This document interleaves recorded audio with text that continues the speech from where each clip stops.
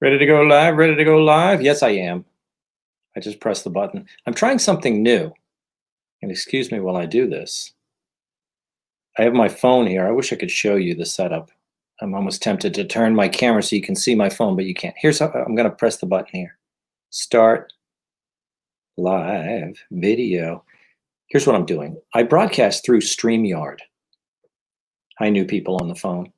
I broadcast through StreamYard on the computer. And I go, because StreamYard is one of these video platforms where you go live through StreamYard and you go live to Twitter, Periscope, whatever they call that now, because it's all the same thing, and YouTube and Facebook at the same time. Now, I used to do Facebook Lives, which I'm doing right here on my phone, and there would be, several thousand viewers. You go Facebook Live on the phone, and you'd get thousands of viewers. It's not a million viewers, but it's thousands, okay? And then I started doing through StreamYard, and the streams on Facebook were hundreds of views, a few hundred views, not a few thousand. That's, by a factor of 10, a reduction in people who view the video, okay? So I decided, why don't maybe it's because Facebook is throttling traffic from people who broadcast through other providers. Maybe you get a better bang for your buck when you go right through the phone, which I'm doing right here. So I got my computer here facing me with the webcam on it. I got the phone over here, and I'm broadcasting the phone to my Facebook page and the other services, YouTube,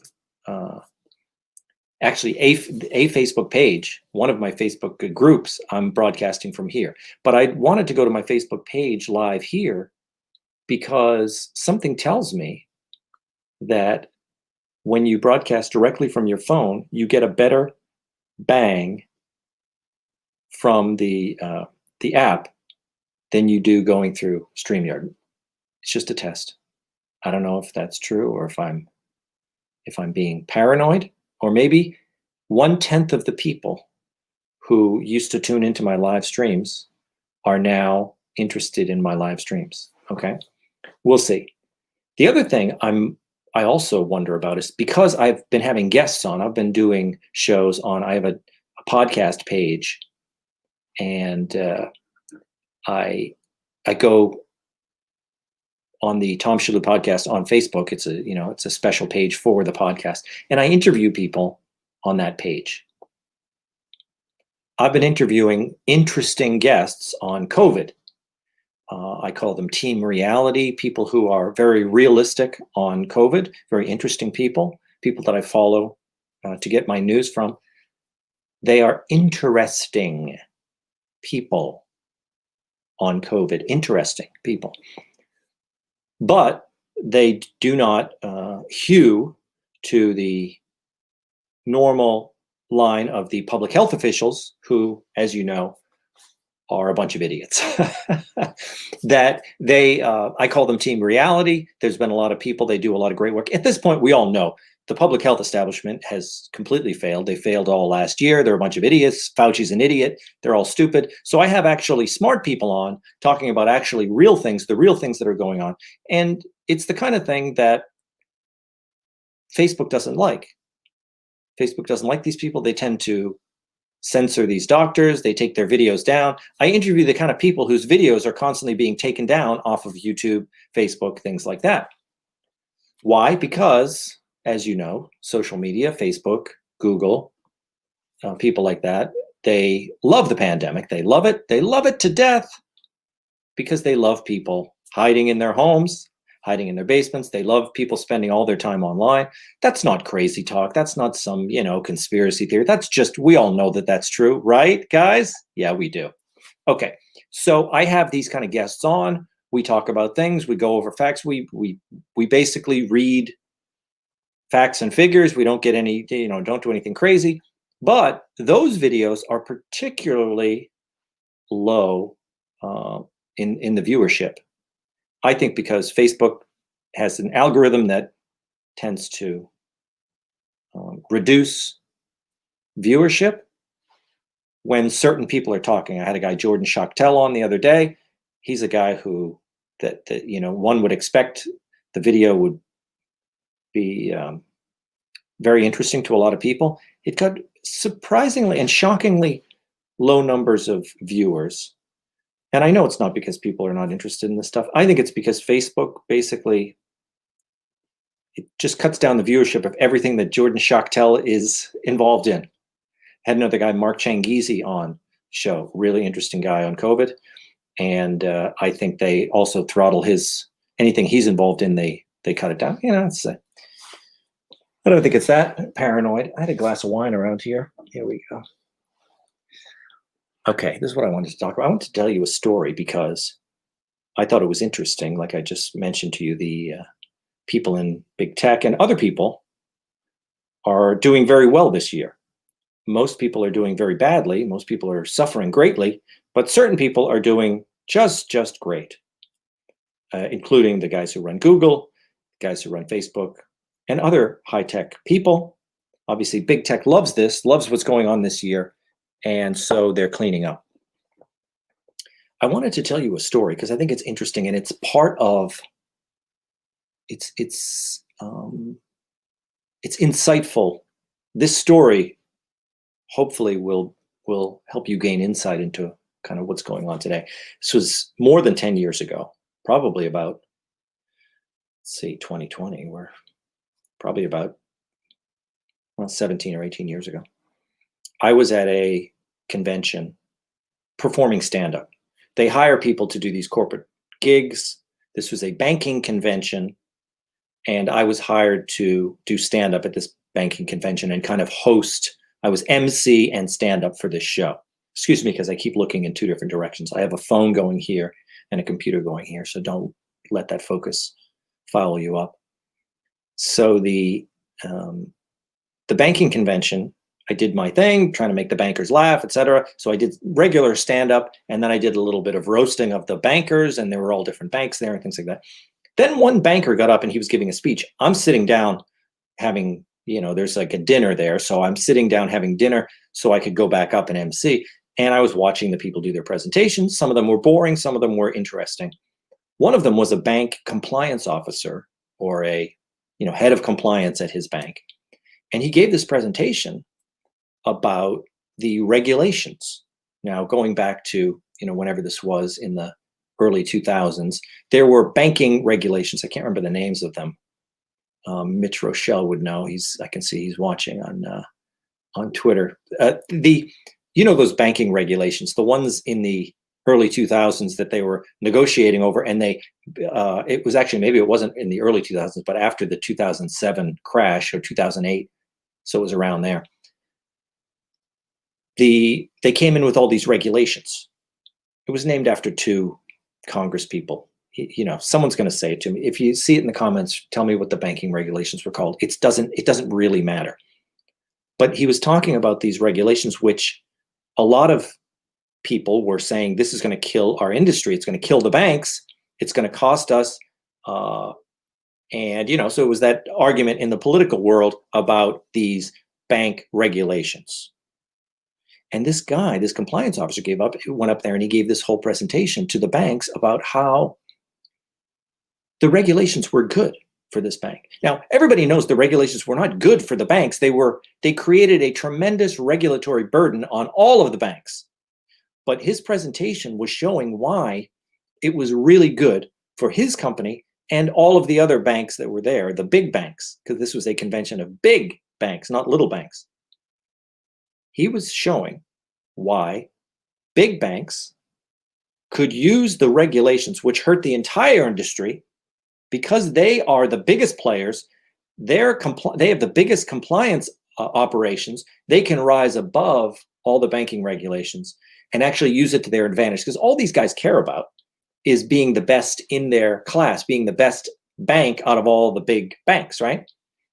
And they know they're in a good position. When they get hit with regulations, they're the ones who have entire buildings full of lawyers that can get around these regulations, that can, comply, they call it compliance, comply with the regulations, but also spend money in lawyers to find loopholes to get around the regulations. A small bank cannot do that.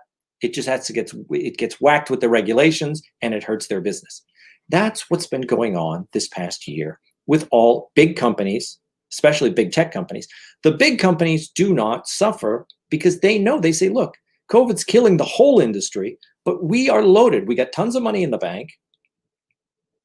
All of these restrictions, we can get around them because we've got connections to get our, PPE or all this other nonsense that they do. We have a team of lawyers that can, come in with the COVID things. We can quickly reinstall, nonsense, filters in our building, which probably don't do anything, but none of it does anything. But they've got the capital to get around this stuff, and so they can survive and thrive. So big companies love this stuff. They love when government comes in and knocks their industry flat because they're the big players in the industry and they're going to be able to survive. So that's all big business loves that. Meanwhile, the small businesses, the restaurants, anyone who's running their own business is getting killed, okay? So when people talk about the COVID scam, how it's a big, COVID, what's the word for that? The non-pharmaceutical interventions, NPIs. That's what they talk about in the business is the NPIs that they're doing to attack COVID, okay? None of them have worked, obviously. They do their stupid lockdowns, they do the masks. None of them are effective. They do them anyway. Why? Because they want to act like they're doing something and they're not doing anything. The NPIs are a total failure. All of the regulations, a complete failure. All of the interventions in COVID have been a massive, massive failure, but big business can deal with them. They just have they just create a new, COVID compliance wing of their company and they can deal with it. And then it's business as usual. And then you got, Lowe's, Home Depot. They're like, hey, here we go. We just, now we're just Lowe's and Home Depot and we just do more delivery. We've increased our online stuff. We do our curbside stuff. And then we make everybody wear masks and, the whole thing. Small businesses, they're totally killed by it. They're totally destroyed. It's ruined people's lives, etc. Okay, I think we all know that, right? So that's my story, is that I remember sitting there in this convention thinking, these guys don't care at all. I mean, they don't care that these regulations are destroying people's lives because they can deal with it. And that's what these big companies are doing. I'm going to share my screen here. I can't share my screen on my phone. So the people who are looking on the phone here, you're all part of an experiment because like I said, I want to see how many viewers I get on the live from my phone as opposed to the live from my computer on a different page. I'm going to share my screen with you guys who are watching from the other formats because I want to show you this interesting site here. This is the Zoom privilege. COVID-19 restrictions are making the rich richer beyond everyone else and making the poor poorer, of course. This is from my good friend Jordan Schachtel. I want you to subscribe to his Substack. It's called The Dossier. So it's dossier.substack.com. I'll put a link on it on the page or whatever because this guy's great. And he has a site like mine, tom.locals.com, where people can join the site and they can give a little, monthly donation to the site, and it's kind of self-sustaining and all that. So this guy's a journalist who's doing work that he can't get published in any of the papers because they're all owned by people like Jeff Bezos. And he's one of the guys who's getting richer. So you can see on my screen right now, I have the chart of guys who got richer last year. Look at these guys. Jeff Bezos, he went from 110 billion to 160 something billion. I don't know who that other guy is. The two Google guys, 50 billion to 79 billion, 49 billion to 77. I don't know why they don't have the same amount of billions. Why does Larry Page have like 1 or 2 billion more than Sergey Brin? I have no idea. Buffett didn't get that much richer, but he got richer. Mr. COVID himself, Bill Gates, he got a lot richer. So all the rich guys are getting richer. Obviously, small businesses are getting killed. Just another example of that. Just shows you. Okay, what are the other interesting things I saw this week? Let's take that down. I'm going to share a link with you here. This is very interesting because I am not one of those guys who is just going to complain. I mean, I'm talking all the time. Obviously, I think that it's probably the worst thing that's ever happened. These government hacks have ruined everyone's life, and they have got nothing for it. The exact same number of people died in 2020 as would have died if they did nothing. Probably more people died. I want to say exact same number just to be kind. We all know many, many, many people have died because these idiots have done all their COVID restrictions, right? So it's been terrible, right? But I think it's great when you can look at ways that people are living their life anyway and doing well. And I'm not talking about people who've like, oh yeah, I retooled my business, so now I'm an online business, and that's ruining the world even more. When people are changing the way that the world exists, when they're becoming less human in all of this, that's a bad reaction, even though it may help them in the end if they're retooling their business and now instead of going out into the world and being human, they're turning into robots and they're doing everything online. I mean, I hate the Zoom world. I hate it. I completely hate it. And I think a lot of people are thrilled with it. Most of those people are, rich people. And I love rich people. They're great. They have great food. You ever go over a rich person's house? They have the best food. Everything's nice. I love it. Okay. I went to a rich person's house one time and they had their nuts were warm. Like, when you go in first class on a plane and they have the nuts, they're warm, like warm nuts. Somebody served warm nuts. And I was like, this is the way that rich people live. Like their nuts are warm.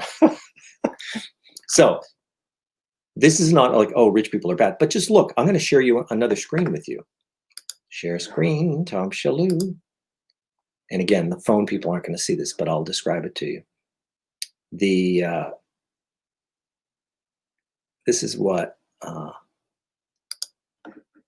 Zoom privilege looks like in one chart. Okay, I'm sharing the screen here. When it shows everyone's life has gotten worse. They're making less money. Their lives are less rich. So you have, women 25% less, bad on the 25% down on the finances. Job security is down. Take-home pay is down. Physical health is down. Men and women, no college. 20% make less money. Personal life down. Work-life balance down. Take-home pay down. They're all down, down, down. I'm describing it for the phone people here. Can't see the chart. The one group that is up, or there's two groups that are up. People who have postgraduate degrees. People who have postgraduate degrees. Money is up. Take-home pay is up. Quality of life is up. Quality of life is up because, first of all, people with postgraduate degrees, they don't do anything anyway. Like they have fake jobs to begin with. Now they have fake jobs at home. So, of course, they've gotten raises because they're home and they're like, oh, my productivity is up, like whatever that is. They're home. They're living their great life. They make tons of money, and they have all the the graduates after their name, the graduate degrees. Okay, the other group that's done well is people who make more than $100,000 a year. So people who make more than $100,000 a year, their pay is up, their quality of life is up, their physical health is up because they're on their stupid home exercise machine, or they're getting out to exercise because they live on a lake. Everybody else down, down, down, suburban, rural, across the board. Everyone's life is worse. Everyone's making less money, except people in upper management, vice presidents, and then other, banker, CEO types, whatever. The kind of people who can work from home because they had fake jobs to start with, okay? And if it's some of you guys, you know who you are. So I just think it's great. It's fascinating. It's so true, isn't it, Tom Shillue? Okay, but I never like to end without, something positive here. So I thought this was very positive and just very interesting. I'm going to share my screen again, but I'll describe it to the folks on the phone. Share screen. Let's look at this article that somebody said. They put out a request online. They said, please tell me about your life. If your life has been ruined by, COVID policy. Somebody was soliciting stories in that way, right? And okay, share the screen. Let's see, make sure I did it.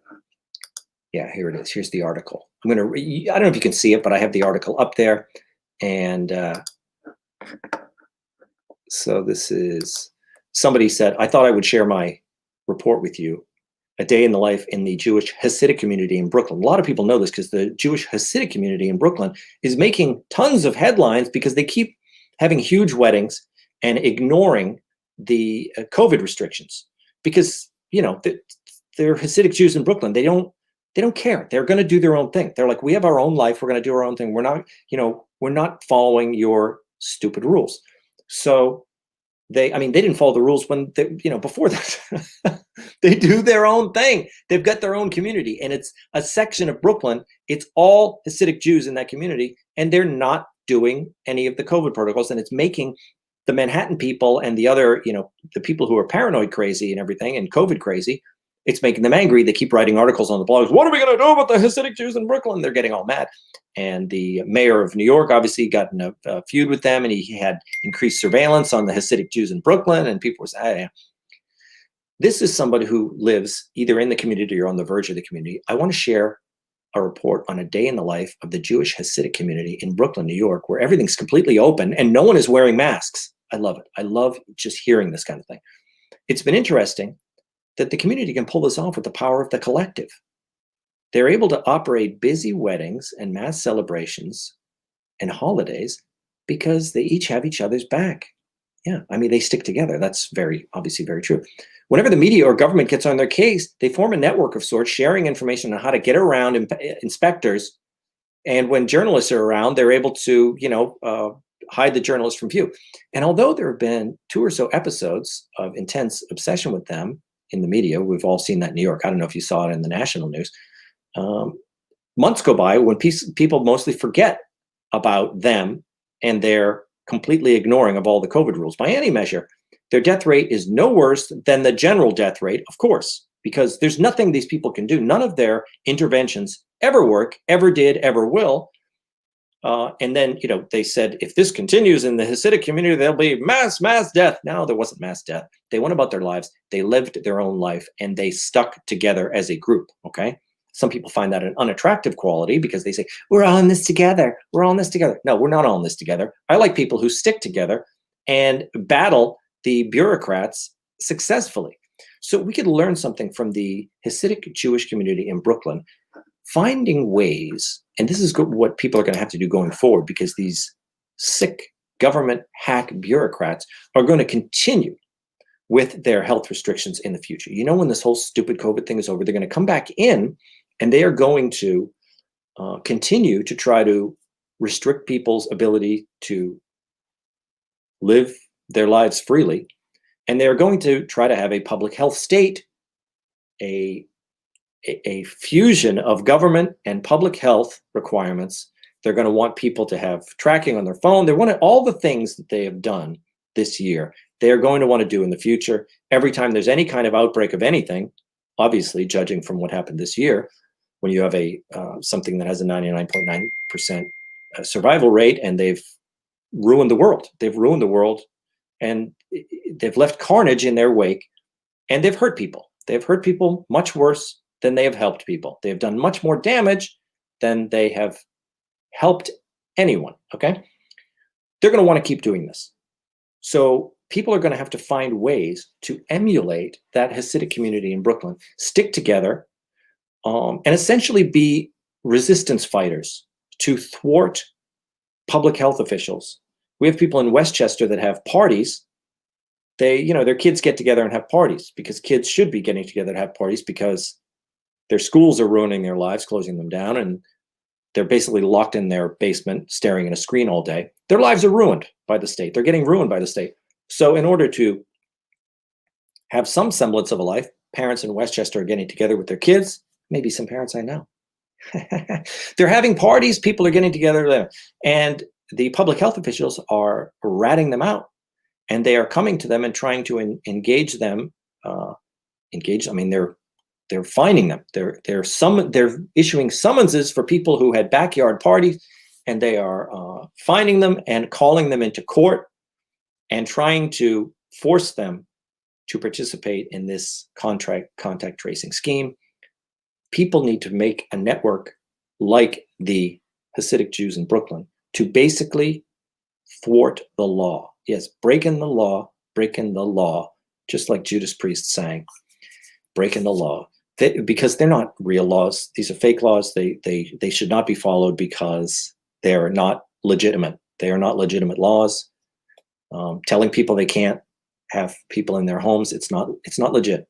It's not legit, and you must not follow those laws. So I'm very excited about the way that there's good news in pockets like that. And I think that in the future, when these sick fools who are getting more powerful than ever, not just I'm not talking about federal government, I'm talking about local, everywhere you go, these public health officials are getting strangulatingly powerful, and they must be thwarted. They must be thwarted, and you can't do it alone, because then otherwise, if you try to do it alone, you end up being the screaming woman in the CVS, and you don't want to be the screaming woman in the CVS. You want to form networks of people to break the law together, resist, and thwart them at every turn. I think that'll be a fun way to live our lives in the future, don't you? Well, you got to make it fun, right? Okay, anyway, this was productive and fun. And it was also an experiment, because when this is all said and done, I'm going to go on my YouTube site, which has no viewers. And usually there's like 2 or 3 views on my YouTube page, because I don't really care about YouTube. I don't care about any of this really, because I work for Fox News. So I go there and lots of people get to see me on there. And then the internet is just kind of a fun game, right? But I do have my site, and I want to encourage you all to go there. Why did I put it up there? Surely you should have a title. I'm going to put it up here, right here. Come on, tom.locals.com. Put your thing up there. I'm not going to do it now. It's right there. No. I'll put it up next time. The site is tom.locals.com. Go there. This is how I'm going to get around all this social media stuff. Facebook stinks, obviously, and it's kind of sad that I have to do a Facebook Live and say how much I can't stand Facebook, I can't stand Google, but it's their fault. I mean, if they don't want it, they shouldn't be such lousy jerks. Nobody likes them. I don't think it's sustainable. I don't think Twitter, Facebook, I don't think they're sustainable. When you run a company that does anybody like Facebook? Does anybody look at Mark Zuckerberg and think, oh, that seems like a good guy. He's making my life better. He's making your life worse, right? And I'm using this stupid format right here. But I don't think we're going to be using them for long, because nobody likes them. The future is going to be micro broadcasting. And that's why I started tom.locals.com. It's a cool hangout. Cool people are there. It's part of a community. They kind of join the site, and then some of them support, but you don't have to. So it's kind of like an optional throw in the $5 here. I'm not going to make any money out of it. It's probably, I think the money I spend on this dumb video setup is more than I get from my little things, but it's a way. The reason I did it is I want people to have skin in the game. I don't want a site that's just one big Facebook where people are just commenting on the video. No, you join the tom.locals.com community. Your name is there. I know who you are. I can just kick you off if I want. It's my site. I run the whole thing, and for now it's run by people who believe in absolute free speech. Dave Rubin, you probably heard of him. He's the guy who runs the site. I think he's great. Tulsi Gabbard has a site on Locals now. So you got Dave Rubin, you got Greg Gutfeld, you got Tulsi Gabbard, you got Michael Malice. I mean, these are the people on locals.com. And it's most of us, it's our name.locals.com. So mine is, I'm just Tom, like the old MySpace days, tom.locals.com. Come over, join the site. I don't care if you donate to it at all. It's just like, that's an optional thing, and just, we'll have a good time. Okay. See you later. See how we do. We only have like 30 people on this feed right now, but that's pretty impressive because I've been rambling on for some time. But in the future, I'll decide whether I have to do this. So I'm going to stop this one first. Tom's live. Finish it up, buddy. And we'll end this one here as well. Thanks for tuning in. This is live on Facebook. It's live on Twitter. And it's live on tom.locals.com. Thanks for joining us. We'll see you soon.